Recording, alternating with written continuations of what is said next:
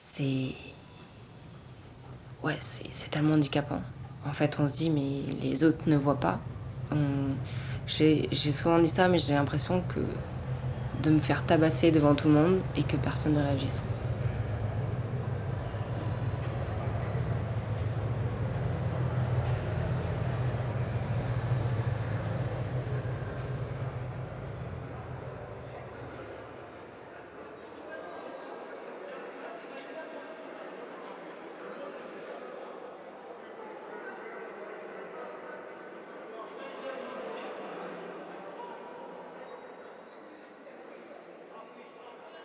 J'avais 17 ans, j'avais jamais entendu le mot de ma vie.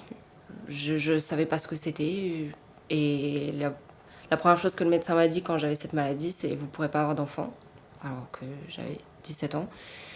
Donc ça m'a mis un gros coup au moral, et le pire dans tout ça, c'est qu'après je suis allée voir d'autres médecins qui m'ont dit: «C'est pas possible que tu aies de l'endométriose, tu as 17 ans, tu jamais eu de rapport, enfin, c'est impossible, c'est impossible».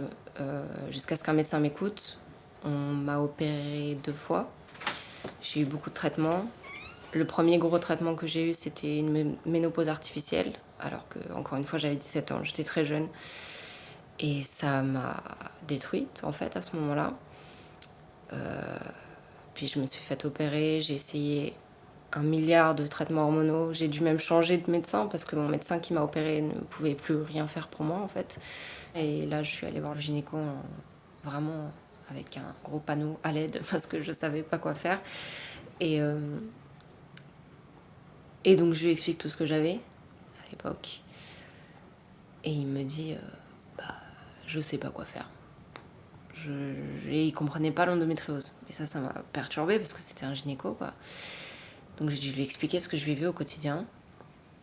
Et j'avais aussi un problème enfin, j'avais des grosses douleurs pendant les rapports, et vraiment je savais pas pourquoi, enfin, je comprenais pas. C'était le début pour moi, donc je voulais des explications d'un médecin et tout. Et ce qu'il m'a fait, c'est qu'il m'a fait: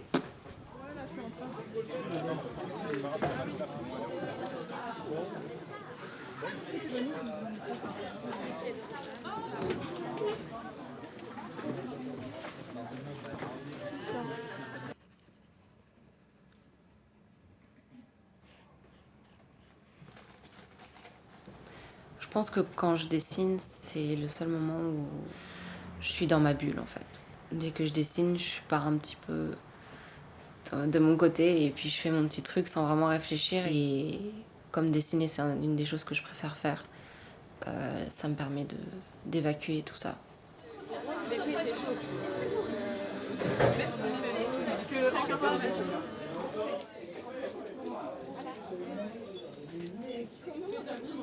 Debout, j'y arrive pas. Il y avait toujours les jambes, elles sont trop petites ou trop grosses ou trop longues. Ça n'a aucun sens. Enfin, un bassin comme ça, et les têtes toutes petites. La tête, elle est grosse et le corps, il est comme ça. C'est ça. C'est horrible. J'avais dit au prof: oui, excusez-moi, en fait, j'ai de l'endométriose, on ne croyait pas que je suis flemmarde, c'est juste que j'arrive pas à travailler. Il me dit: l'endo quoi? C'est quoi ce nom étrange et tout? Quoi? Pour le coup, je me sens moins seule d'être avec quelqu'un qui a la même maladie que moi, qui me comprend. Certes, mon entourage me comprend déjà, mais ils le vivent pas. Donc ils ont de la compassion pour moi. Ils se disent: bon, ben, d'accord, elle a mal, et voilà. Alors qu'elle, elle comprend. Elle le voit, et moi je le vois sur elle aussi. On n'a pas vraiment besoin d'expliquer. Et puis, il y a tellement de choses à dire sur ça, en fait. On est tellement invisible par rapport à tout ça. Ne pas être seul, c'est tellement important, c'est le plus important même.